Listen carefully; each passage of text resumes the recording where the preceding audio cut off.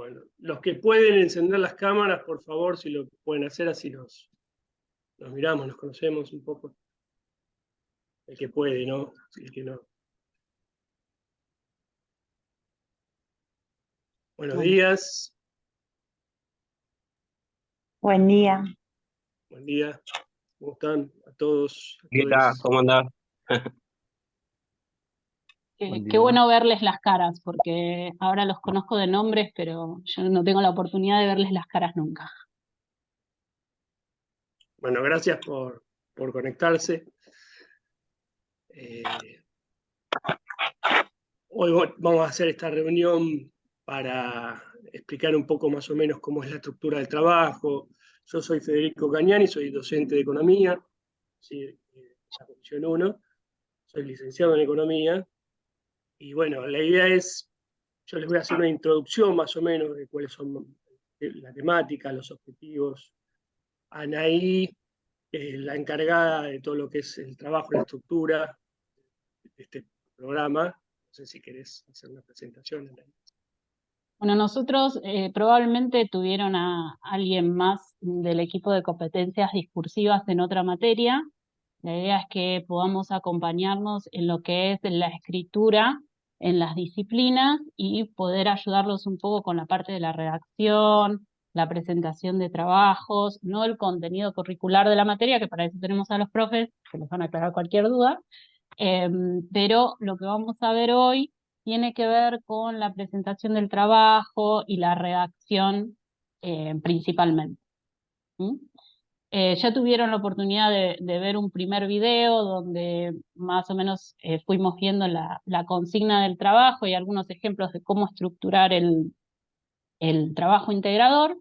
Y hoy lo que vamos a hacer es revisar uno de los trabajos para poder ir haciendo algunas modificaciones, seguir avanzando en este proceso de escritura que es un continuo, ¿no? O sea, no nos sentamos y escribimos de una, siempre hay algo para mejorar, cambiar y corregir. Federico, ¿algo más? Arrancamos. No. Sí, a ver, yo voy a dar la parte más teórica del trabajo. La comisión que yo doy, la materia está estructurada en 3 partes, ¿sí? Una parte que es de historia del pensamiento económico, que ahí vemos los pensadores, ¿sí? Las primeras escuelas de pensamiento económico, lo que es el mercantilismo, la fisiocracia, ¿sí? La economía política, Smith, Ricardo y Marx, ¿sí? Y después vemos el marginalismo, lo que sería la economía neoclásica, a fines del siglo XIX. Después vemos a Keynes, ¿sí? A Keynes también por la crisis del 29, la crisis del 30, y después una parte más económica, que es la parte de micro y de macroeconomía. ¿Sí? Para darle un cierre a todo eso que vemos a lo largo del cuatrimestre, hacemos un paralelismo con la historia económica argentina, de todo ese aspecto teórico, que vemos en los libros, en los manuales, para llevarlo un poco a la realidad, ¿no? También para que no quede tan abstracto, tanto como en un gráfico de oferta y demanda, y sino encontrar una llegada más realista de lo que fue la historia argentina y que nos sirva también para explicar el pasado y el presente. ¿Sí? De por qué la Argentina está como está, Argentina, ¿sí? Es parte de un proceso histórico y algo que si bien es largo y es difícil por ahí resumirlo en 2 o 3 clases porque lleva mucho análisis, tratamos de hacerlo sintéticamente para que el alumno tenga una comprensión de la historia económica argentina y que lo pueda plasmar también en el trabajo, ¿sí? Y en ese esquema histórico que vemos grandes modelos económicos que Argentina ha vivido, ¿sí? El primero grande de ellos fue el modelo agroexportador, ¿sí? Que tiene lugar en el periodo de fines del siglo XIX, 1880, por ahí, 1890, ¿sí? Hasta la crisis de 1930. Y ese periodo se caracteriza por la exportación de granos a Inglaterra fundamentalmente, ¿sí? Y está sustentado desde el punto de vista teórico con las ideas del liberalismo económico, ¿sí? Por lo menos en lo que es el comercio exterior, ¿no? El liberalismo puede ser entendido puertas hacia afuera, puertas hacia adentro. Desde el punto de vista del comercio exterior, ¿sí? Las ideas en ese momento, que llegaban todas de Europa, con las ideas de Smith, de Ricardo, que eran los padres de la economía, de la escuela económica, ¿sí? Liberal, prendieron fuerte acá, en estas tierras, y fueron el sustento para llevar adelante ese modelo económico. Pero incluso hoy se está en discusión de si la Argentina, ¿sí? Debería volver a ese modelo que vivió por determinadas características y hechos que sucedieron en ese periodo, ¿sí? Entonces la idea, eso después tiene un final abrupto, ¿sí? Que se da con la crisis del 29, en donde ya las herramientas que sustentaban ese modelo que venían por el lado del sector externo se rompen, porque el capitalismo entra en crisis. ¿Sí? Entonces, si nosotros no podemos exportar, no tenemos las divisas necesarias para importar. Entonces ya el funcionamiento lógico de ese modelo queda roto. ¿Sí? Porque para exportar vos necesitas tener divisas, y esas divisas de algún lado las tenés que sacar. Mientras vos puedas exportar, bienvenido, pero si no podés exportar, algo tenés que hacer. ¿Sí? Entonces, a partir de ese periodo se produce políticamente también un hecho muy relevante, que es el golpe de Estado, ¿sí? Al presidente Irigoyen. Y los sectores conservadores, que otrora eran liberales y defendían las ideas del liberalismo, son los que van a empezar a implementar un modelo de intervención del Estado, de fuerte intervención del Estado, dadas las circunstancias históricas que se vivieron en ese periodo. ¿Sí? Incluso ya dentro de los círculos de poder o los círculos intelectuales liberales ya se discutía si el verdadero camino al desarrollo era el liberalismo. ¿Sí? Una de esas expresiones más importantes fue el presidente Carlos Pellegrini, ¿sí?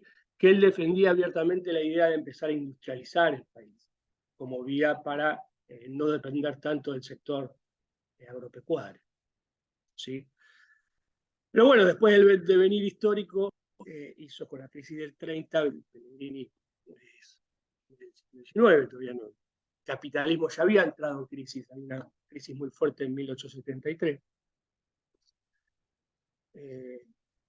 Pero el golpe final se da con la crisis del 29 y con las ideas de que el laissez-faire, el famoso laissez-faire, dejar pasar de la fisiocracia, ¿sí? Ya no tenía lugar. Entonces, a partir del 30 va a comenzar otro modelo que nosotros definimos como industrialización por sustitución de importaciones, porque justamente era eso lo que sucedía. ¿Sí? Al no poder exportar, vos no podés importar los bienes industrializados, los bienes manufacturados que se importaban en ese esquema liberal que había quedado roto. ¿Sí? Y ese periodo de industrialización por sustituciones le hacemos como dos periodos distintos, una división. Uno que va de 1930 a 1943, que la denominamos como industrialización o ISI conservadora, porque la lleva adelante primero el gobierno de facto, el gobierno militar, y después el presidente Agustín P. Justo, que gana las elecciones, ¿sí? El presidente de 1932. Pero es un periodo caracterizado por una industrialización no como un objetivo en sí mismo, sino como la necesidad incluso de tratar de sostener la situación hasta ver si se podía volver al esquema anterior del modelo agroexportador. ¿Sí? No era un objetivo de la industrialización, sino más una necesidad. ¿Sí? Ese objetivo es por el tema de que Inglaterra no quería recibir más, ¿cómo se llama esto? Más granos y lo demás, ¿no? Por eso Y se cierra la economía. exactamente, ¿qué pasa en el mundo con la crisis de 1929? Los mercados se desploman, lo que es el sector exportador del comercio mundial se desploma, cae a la mitad. ¿Sí? Eso es por sobreproducción de materiales, ¿no? Sobreproducción de Pero materias. ese es el origen de la crisis en sí misma. Claro. ¿Sí? La crisis del 30 es una crisis de superproducción. ¿Sí? Es decir, la capacidad de producción del sistema, ¿sí?, es más amplia que la absorción a través de la demanda porque los salarios no crecían tanto. ¿Sí?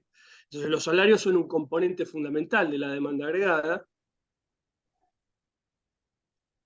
que, si bien el empresario lo puede ver como un costo, desde el esquema neoliberal, lo puede ver como un costo, en el esquema macroeconómico cumple otra función, no solamente sustentar el poder de las condiciones de vida del trabajador, sino que tiene que ver con que si yo tengo un buen salario, salir a comprar, si compro, el almacenero vende, la pyme vende, entonces genera una rueda económica que sustenta, ¿sí?, la producción y el consumo, la producción y el consumo del sistema, y hace que eso no caiga.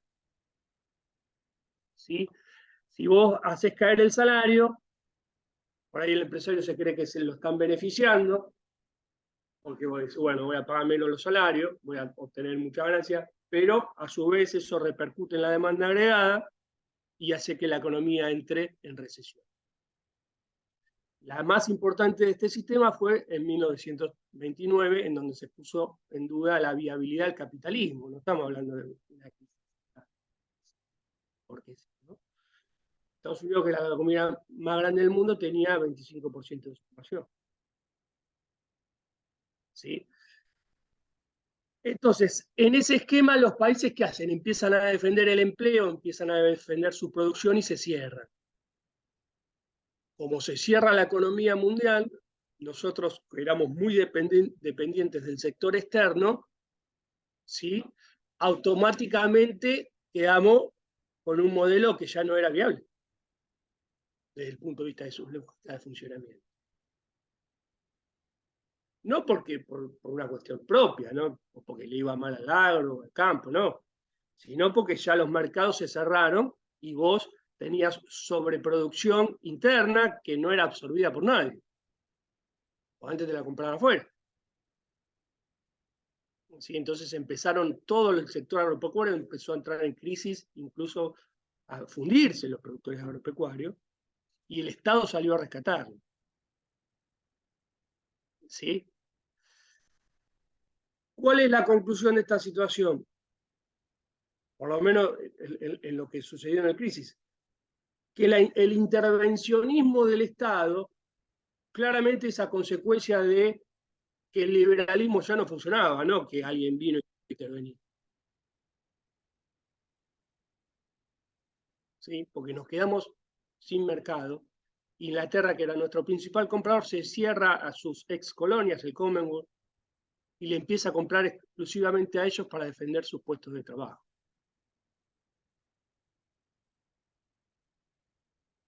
¿Sí? Acá se hace una intentona de tratar de retomar eso con el 1933. ¿Alguna vez escucharon el pacto Roca-Rússima? Sí, ese pacto que la realidad es que la Argentina se regaló y prácticamente con Inglaterra para poder meter de nuevo lo que hacíamos en el agro, todo lo que La los carne enfriada, ¿sí? claro. Acá los principales frigoríficos eran los estadounidenses y los ingleses. Sí, nosotros teníamos una cuota importante de carne. Cuando se cierra el mercado, todo el sector cárnico queda con mucha sobreoferta, y entonces se intenta retomar de que los ingleses no vuelvan a comprar una porción, por lo menos, de la cuota, que era un 10-20%, y a cambio de eso se le da un montón de concesiones a los ingleses respecto de sus inversiones que tenían en el país. ¿Sí? Entre eso el puerto, ¿no? Entre eso la Sí, recaudación del más que puerto, nada, que más nada lo que era el giro, porque la primera medida que se hizo después de la crisis del 29 fue un férreo control de cambio. ¿Sí? ¿Qué es un control de cambio? ¿O tiene otro el cambio de nombre? moneda, el cambio de moneda. Sí, pero sí. ¿Qué nombre hoy se le puso al control de cambio? Popularmente.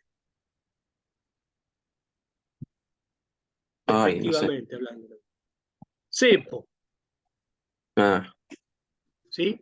El primer cepo lo ponen los conservadores en el año 1931 y ponen una fuerte restricción a la venta de divisas porque las divisas empezaron a escasear. ¿Sí? Se hizo toda una lista de cuáles eran las prioridades y el gobierno te asignaba divisas de acuerdo a esa lista de prioridades. No había divisas para todos. ¿Sí? Inglaterra eso aprovecha, 2 años después aprovecha esto del Pacto Roca-Russiman y entre las condiciones que pone para poder empezar a comprar un poco de carne es tener acceso privilegiado a esas divisas. ¿Sí? Entre muchas otras cosas más. Pero bueno, eso es, por así decirlo, la intentona que se hizo para volver a ese esquema agroexportador, que no funcionó porque ya el modelo, el mundo había cambiado, y la industrialización por sustitución de importaciones había venido para quedarse. ¿Sí? La década del 30 es una década muy conflictiva, ¿sí? Porque el radicalismo seguía siendo un particular muy fuerte y había sido destituido por un golpe de Estado, ¿sí? Que trató de recomponer todos los sectores más conservadores en el poder, los que otrora formaban parte del Partido Autonomista Nacional, el PAN, ¿sí? Era el que ponía a los presidentes, hasta lo que fue la ley de Sáenz Peña en 1902.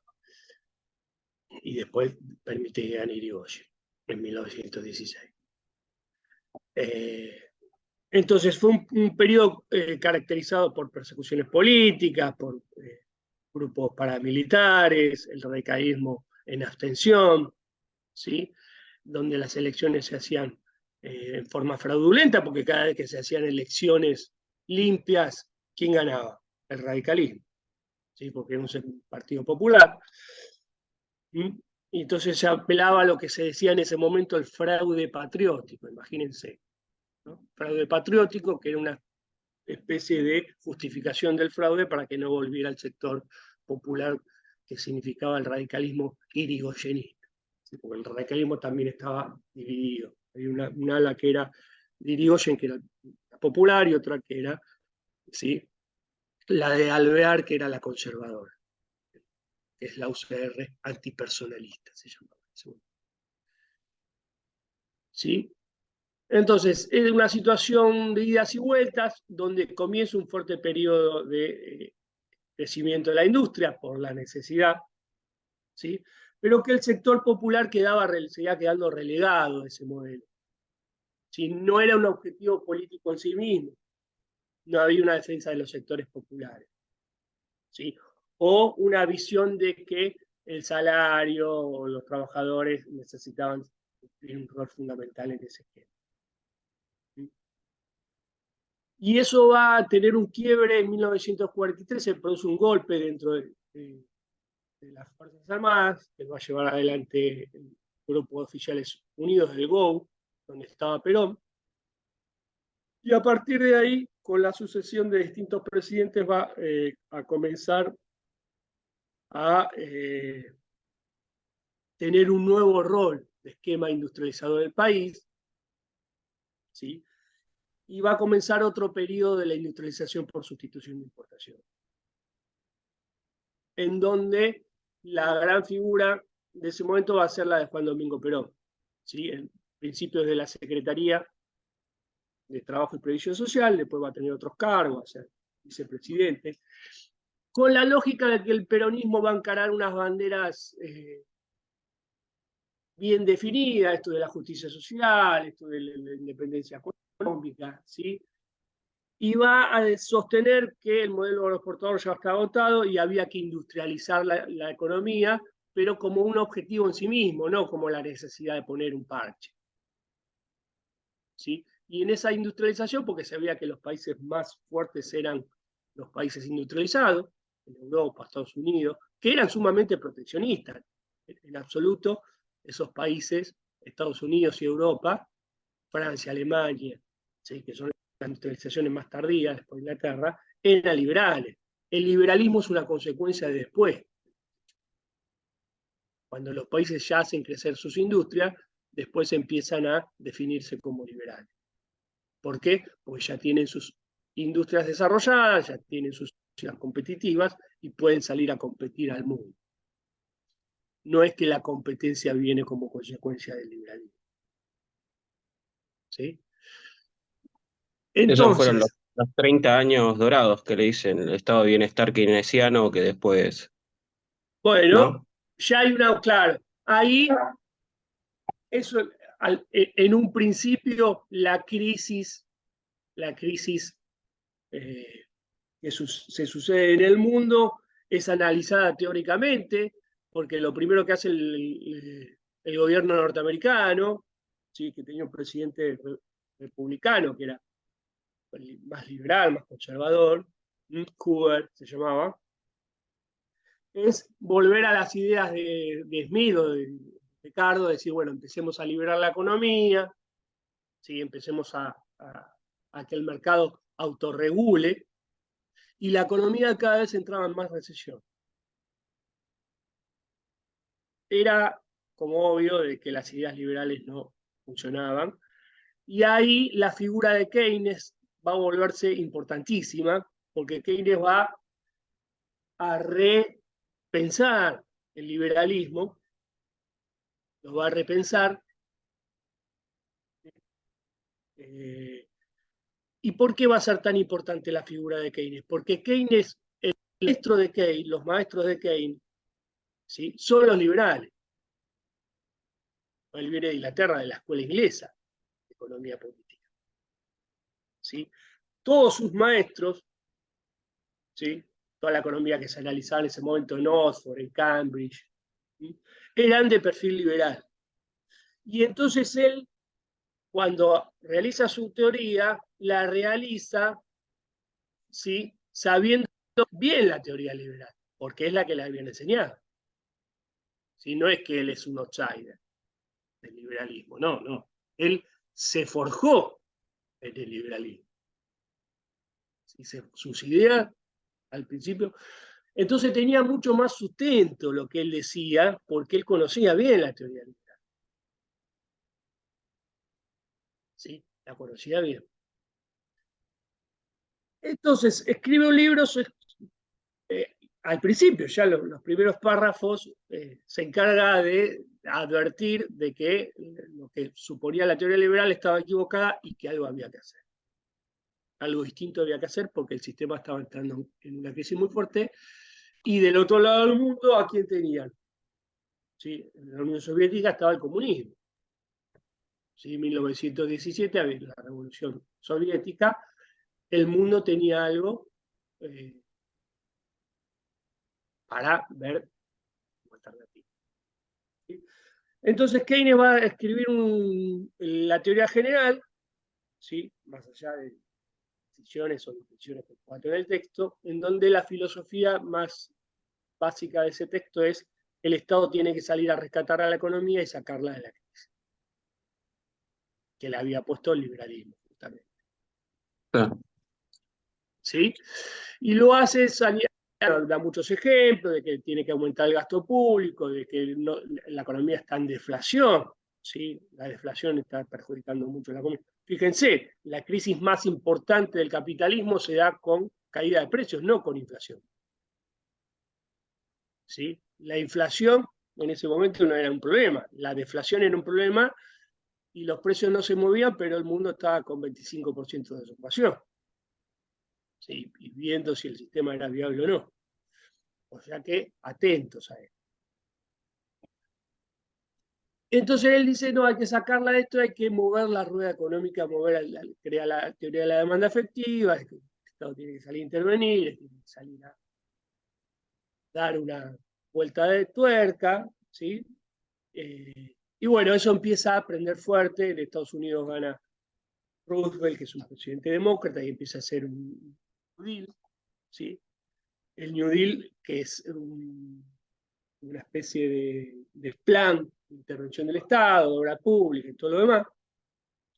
Y después con la Segunda Guerra Mundial, también el Gastón esto va a crecer y la economía sale, que es la recesión anterior. Y acá, en el peronismo, viene después del 30, esas ideas también prenden, ¿sí? Esas ideas también son tenidas en cuenta, y el modelo peronista va a tener un componente de lo que es la planificación económica, los famosos planes quinquenales, la defensa del salario, ¿sí? Esto de la justicia social, pero también entendido como que el salario es un componente fundamental de la demanda y que la economía se tiene que industrializar, ya como un objetivo en sí mismo, incluyendo la parte de los sectores populares como un engranaje vital de ese movimiento de crecimiento y desarrollo. ¿Sí? Entonces, la idea de trabajo es que tomen esa parte de la historia y que vayan encontrando esas justificaciones teóricas, por un lado, del modelo agroexportador, en base a las ideas liberales, fundamentalmente de Smith. Smith habla del liberalismo económico, y de Ricardo, porque Ricardo también, que se fijen fundamentalmente en lo que es la teoría del comercio internacional, de los autores, ¿sí? La teoría de las ventajas comparadas de Ricardo. Y eso sea el sustento de ese modelo, que dice la teoría y por qué debería ser así. Y después, tomen el periodo de industrialización. Yo tomaría más la parte del peronismo, porque tiene una impronta más que una necesidad, es un objetivo, la industrialización, pero bueno, si quieren hablar en la parte anterior también lo pueden hacer. Y tomar un poco de las ideas de Keynes, ¿sí? Pero el peronismo también tiene que ver con ideas estructuralistas, que eso viene después, de que tiene que ver con no solamente de la parte de la demanda agregada, sino también con la parte de industrialización. Keynes nos ocupa de preocuparse por la industrialización, porque esos países ya están industrializados, no tenían un problema de industrialización. ¿Te hago una consulta? Sí. Yo, cuando arrancamos el trabajo, lo arrancamos antes de 1880 porque queríamos explicar la primer parte, que era la parte donde Roca es comandante en jefe del ejército y Bien, bien, la bien. patria es orden y progreso, para explicar después cuando Roca asciende como presidente, que ahí recién se planta el modelo agroexportador, recién, porque antes era todo un quilombo la Argentina, había mucho robo, no había orden ni progreso en la Argentina. Después, cuando llega Roca, Sí, asume la presidencia. entre 1910, después de la Revolución de Mayo de 1810, entre 1810 y 1820 es un periodo caracterizado por las guerras de la independencia, ¿sí? Claro, La en lucha realidad, contra los españoles. Y entre claro, 1820 y 1880 es un periodo de muchos años, muchas décadas, caracterizado por las guerras civiles, claro, por eso, fundamentalmente entre encima los... la pelea entre las élites del norte, las élites centralistas de Coso, la revolución de la plaza, o sea, todo eso generan que después de 1880 Roca sea presidente y da la estatidad al país, coacción Claro, física, coacción. con Roca lo que se hace, porque ¿cuáles eran las disputas más fuertes en esto de que era proteccionismo por un lado y liberalismo por otro? Era la disputa entre los unitarios y los federales. Claro, uno que ¿Sí? quería centralismo porteño y el otro quería más Los federal el unitarios, que país. eran los que veían un país más perfecto, Sebastián, más orientado hacia el centralismo, y los federales que querían un reparto más federal de la cuestión. ¿Sí? Claro, nosotros llevamos por ahí para también implementar el pacto del trabajo, ¿cómo se llama esto? Que lo hizo Inglaterra, la división del trabajo, que La Argentina quedó en división... la división de... Claro, y ahí Exacto. Bueno, ahí arrancamos. tenés que apelar a la teoría, ¿sí? David Ricardo, como sustento. ¿Cuál? La teoría de las ventajas comparativas. Y bueno, después un poco, capaz que no me acuerdo si pasamos también un poco por Alemania, que ahí en donde en realidad el estado de bienestar es como que arranca, porque hay un conflicto Bueno, social, en realidad perfecto. arranca en un conflicto social, en También realidad arranca en un conflicto social. fíjate, nosotros pusimos 4 o 5 páginas como extensión, ¿no? Traten de, no hice mucho. Eh, pero bueno, si lo quieren sumar, súmenlo o háganlo brevemente. Eso va a servir también un montón. Toda esa parte, bueno, yo la resumiría también, ¿no? Pues son muchos años, ahí los hechos más importantes son la batalla de Caseros, ¿sí? La batalla de Pavón, ¿sí? Que ahí Urquiza se con Mitre y Mitre derrota a Urquiza. ¿Sí? La batalla de Caseros que enfrenta a Rosas con Urquiza, ¿sí? 1852, y pues, Urquiza termina derrotando a Rosas y ahí el modelo proteccionista como que cae, porque Rosas tenía una impronta mucho más proteccionista. Después de 1851 el país se abre, ¿sí? Buenos Aires no acepta la Constitución. Perdón, La después de Constitución no es de 1853. 1853. Sí, después, en 1853, lo que hace Urquiza apenas derrota a Rosas es dictar la Constitución. Buenos Aires no la acepta y se abre. Sí, el país queda partido por Buenos Aires por un lado y por la Confederación Argentina por otro, que eran todas las provincias del interior. Y eso lleva a una disputa muy fuerte entre el interior y Buenos Aires, pues la aduana seguía siendo de Buenos Aires, y esa disputa se resuelve en 1861, la batalla entre los federales, la Confederación al cargo de Urquiza, y Mitre, que era el representante de Buenos Aires, y Mitre vence a Urquiza y inmediatamente lo que hace es unificar el país. ¿Sí? Y ahí es donde se empieza a implementar el modelo liberal, porque Mitre era liberal. ¿Sí? Sí, yo lo Roca llevaba más llega porque después. lo Roca llevaba llega más que, después. claro, sí, yo lo Pero llevaba más que el que nada da por el el, puntapié inicial para la sustentación político-económica del modelo liberal es Mitre. está bien. No, pero yo lo llevaba más que nada por la división de trabajo y demás que se hizo en 1880, junto con la presidencia de Roca, porque Roca dio las cuatro características de un Estado, ¿no? La coacción física, la Claro, burocrática, la Roca lo que ideológica y hace es tomar un montón de medidas para ya terminar el periodo de guerras civiles y que el país quede con un formato de nación, ¿sí? Un Estado fuerte, sin conflictos, ya las facciones Perdóname, federales habían... Federico. Se nos va a Sí, cortar el Zoom. sí, Volvemos a entrar al mismo link cuando se sí, corte. sí. Bueno, entramos en el mismo link, perfecto. Ok. Y seguimos. Ya no queda mucho ahora si quieren hablar un poquito también de cómo... Bueno, ahora cuando volvamos a entrar, igual revisamos esto de las extensiones y vemos cómo Exacto. después se pueden ir agrupando las distintas teorías y pueden hacer más consultas en cada una de sus comisiones también para ver específicamente el contenido